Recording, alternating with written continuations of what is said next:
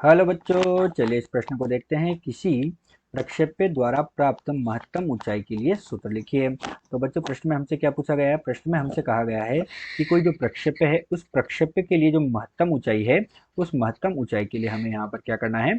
सूत्र को लिखना है। तो चलिए बच्चों, सर्वप्रथम हम इस प्रश्न की मुख्य अवधारणा पर चर्चा करते हैं। तो बच्चों, इसमें हम क्या देखते हैं? हम देखते हैं कि हमारे पास हम क्या कर रहे हैं, वही एक्स वाई तल हमारे पास ले रहे हैं। तो ये हमारे पास क्या हो गया बच्चों?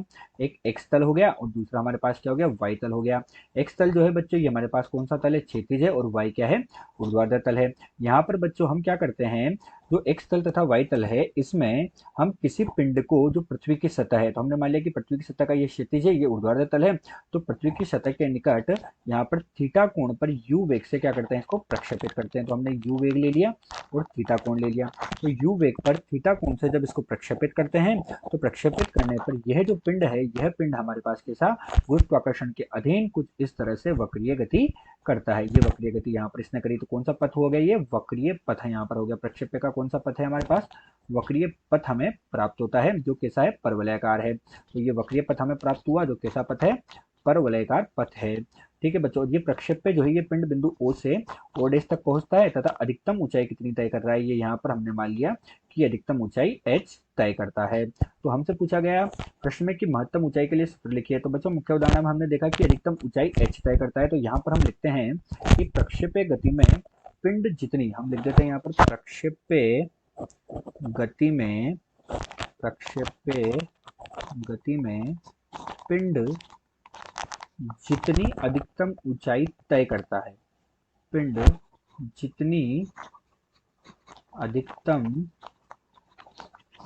ऊंचाई क्या कर रहा है बच्चों? ये h ऊंचाई तय कर रहा है। तो पिंड जितनी अधिकतम ऊंचाई प्राप्त करता है, प्राप्त करता है, उसे प्रक्षेप्य की महत्तम ऊंचाई कहते हैं। उसे क्या कहते हैं बच्चों?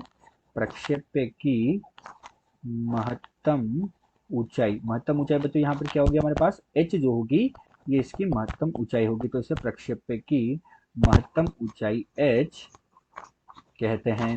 यही हमारे पास इस प्रश्न की मुख्य अवधारणा है। तो चलिए बच्चों, अब हम प्रश्न को हल करते हैं। तो यहाँ पर अब हम क्या लिखेंगे? प्रश्न का हल। और प्रश्न में हमसे क्या पूछा गया कि महत्तम ऊंचाई के लिए सूत्र लिखिए। तो महत्तम ऊंचाई को h से प्रदर्शित करते हैं तथा जो महत्तम ऊंचाई होती है बच्चों, ये यू स्क्वायर साइन का स्क्वायर थीटा, अर्थात यू का वर्ग साइन का वर्ग थीटा बटे 2g के बराबर होती है। जहां पर बच्चे यू हमारे पास जो होता है, ये पिंड जो है, इसका प्रारंभिक वेग होता है, जिस वेग से इसे हमने प्रक्षेपित किया है। तो ये हो गया प्रारंभिक वेग।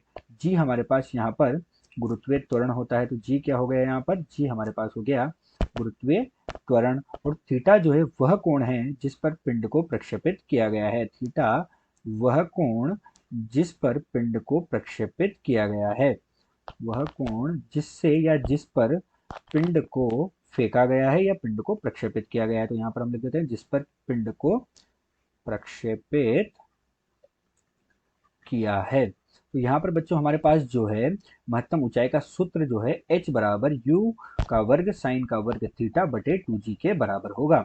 आशा करते हैं दिया हुआ प्रश्न आपको समझ आया होगा। धन्यवाद।